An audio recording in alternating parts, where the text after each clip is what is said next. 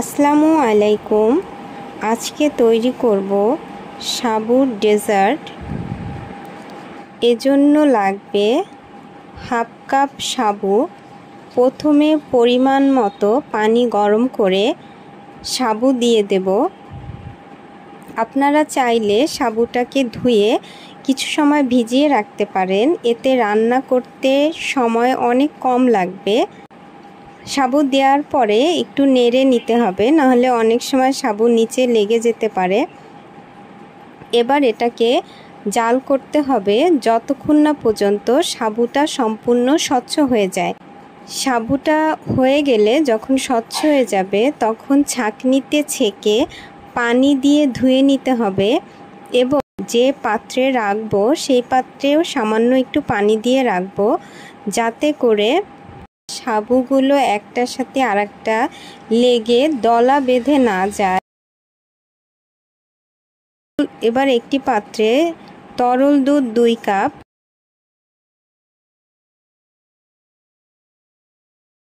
Half cup গুঁড়া দুধ, 1/3 cup চিনি। চিনিটা আপনাদের স্বাদ মতো নেবেন। এবারে খুব ভালোভাবে মিশিয়ে নিতে হবে। দুধটা খুব বেশি জাল করে ঘন করতে হবে না, কিছুটা ঘন হলেই হবে, অনেক বেশি ঘন করার দরকার নেই। আপনারা চাইলে কনডেন্স মিল্কও ব্যবহার করতে পারেন।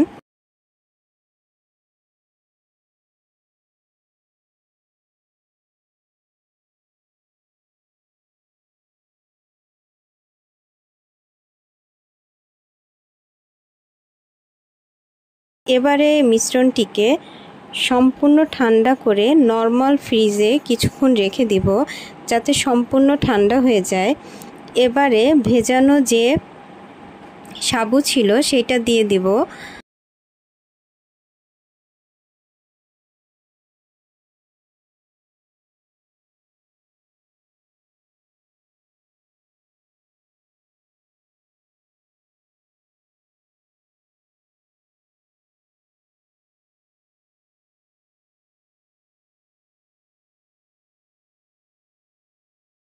এরপরে আমি তোকমা দানা দিব।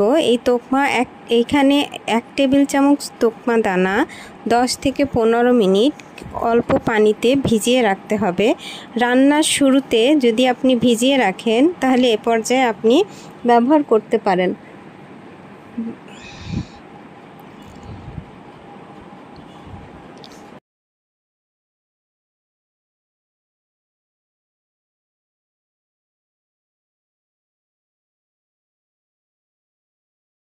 এবারে দিয়ে দিচ্ছি পাকা আম। পাকা আম টুকরো করে আমি এখানে মিশিয়ে নিচ্ছি। আপনি চাইলে সব আইটেম একসাথে, সব ফল একসাথে দিয়েও মিশাতে পারেন। আমি একটা দিচ্ছি যাতে মিশ্রণটা ভালো হয়। এবার দিয়ে দিচ্ছি তরমুজ। তরমুজগুলোকে আমি গোল গোল করে নিয়েছি। তরমুজ লাল রঙের, আর আমার জেলোটাও যেহেতু লাল রঙের, এ কারণে অনেক বেশি লাল হওয়ার কারণে আমি তরমুজটা অল্প দিয়েছি। এখানে তরমুজ বেশি পরিমাণে দেয়া যাবে, কোনো সমস্যা নাই। এবার দিয়ে দিচ্ছি জেলো। জেলো তৈরি করে টুকরো টুকরো করে নিয়েছি। জেলো না থাকলে না দিলেও চলবে, কোনো অসুবিধা নাই। জেলোটা শুধু দেখার সৌন্দর্য এবং খেতেও ভালো লাগে।